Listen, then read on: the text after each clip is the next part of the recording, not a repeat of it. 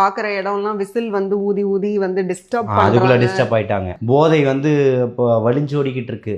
கஞ்சா விற்கிறது உங்களுக்கு பிரச்சனை இல்லை.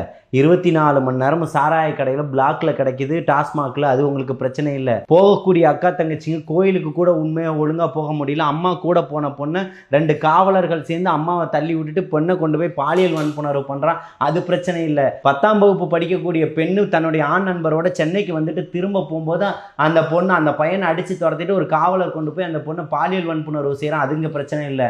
அண்ணா நகரில் 10 வயது சிறுமிக்கு பாலியல் வன்புணர்வு செய்கிறாங்க. 6 மாதம் அலைஞ்சு அந்த தாய் மீது விபச்சார வழக்கு பதிவு செய்வேன் அப்படின்னு இந்த காவல்துறை அதிகாரி மிரட்டியும் திருப்பியும் அந்த தாய் போராட்டத்தின் மூலமா அந்த பொண்ணுக்கான ஒரு நீதியை வென்றெடுக்கிறார்.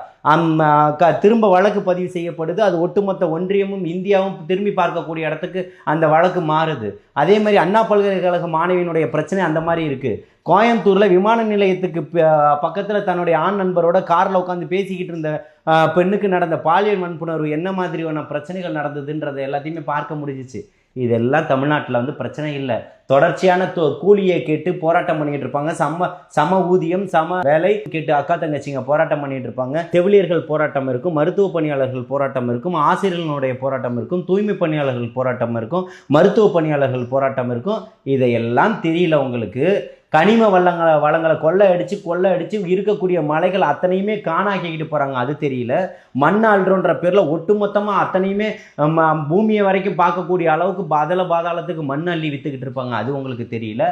அரசில் இருக்கக்கூடிய அத்தனை துறைகள்லையும் பல 1000 கோடிகள் கொள்ளை போச்சுன்னு வழக்கு பதிவு செய்யணும்னு சொல்லிக்கிட்டு இருக்கிறான், அது தமிழ்நாட்டை சீரழிக்கலை. ஆனால் இந்த விசில் சத்தம் மக்களை டிஸ்டர்ப் பண்ணிடுச்சு இல்லையா? இதை பார்த்துக்கிட்டு இருக்கவங்க வந்து பதில் சொல்லுவாங்க. இந்த நிகழ்வை பார்த்துக்கிட்டு இருக்காங்க இல்லையா, கமெண்ட்ஸில் அதுக்கு நிச்சயமாக உங்களுக்கு பதில் சொல்லுவாங்க.